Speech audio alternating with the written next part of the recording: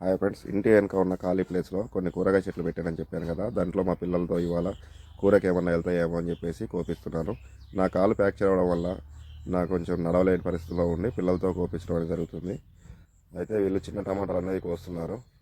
దీనికి తోడు మా పెద్దోడు చూడండి, పొట్లకాయ పెద్దది ఒకటి అయితే దీనికి వద్దామని చెప్పేసి అన్నాడు. అంతలో నేను అన్నాను, ఇది ఒకటే కాదు ఇంకా 2-3 అవుతాయి, దాంతోపాటు కూర అవుతుందని చెప్పేసి దాన్ని అలాగే పెట్టేయమని చెప్పాను. వాడు నా మాట అనేసి దాన్ని అట్లాగే పెట్టేశాడు. ఈ పిల్లలు అయితే చిన్న టమాటా కాయలు అయితే కోస్తున్నారు ఫ్రెండ్స్. అవుతాయి ఒక రోజుకి వచ్చేసి 1/2 కిలో అట్లా అవుతాయి. ఒక 7-8 చెట్లు దాకా ఉన్నాయి.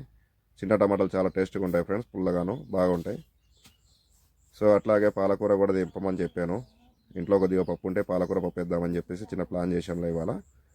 సో వీళ్ళైతే పాలకూరలో బాగా గడ్డి ఎక్కువ అయిపోయింది ఫ్రెండ్స్. నేను వారం నుంచి లేకపోవడం వల్ల గడ్డి కూడా బాగా ఎక్కువైపోయింది. మా వాడైతే 2 పెద్ద ఉల్లిగడ్డలు అయితే తీశాడు. సో ఇవాళ అయితే కూరకైతే ఇదైతే సెట్ అయిపోతుంది. పాలకూర, టమాటాలు, పెద్ద ఉల్లిగడ్డ, ఇందులో లైట్గా పప్పు వేసుకుంటే 1 డే అయితే ఈజీగా వెళ్ళిపోతుంది. సో దీనికి తోడు నేను కూడా ఇంకా చాలా చెట్లు అనేది పెట్టాను. వాటిలో చూడండి ఫ్రెండ్స్, గుమ్మడికాయ ఒకటి ఉంది. దీన్ని అయితే మేము పాయసంలాగా వండుకుంటాం. ఈ పొట్లకాయ, దీనికి తోడు ఇంకో చిన్న 2 పొట్లకాయలు రెడీ అవుతున్నాయి. అవి కూడా అయితే ఒక రోజు కూర అయితే సెట్ అయిపోతుంది. పక్కనే చూడండి ఫ్రెండ్స్, గోంగూర అనేది ఉంది. మొన్న ఒక వారం కింద రీసెంట్గా దాన్ని తెంపాము, మళ్ళీ వచ్చినాయి ఆకులు. సో ఇది కూడా ఒక రోజు అయిపోతుంది.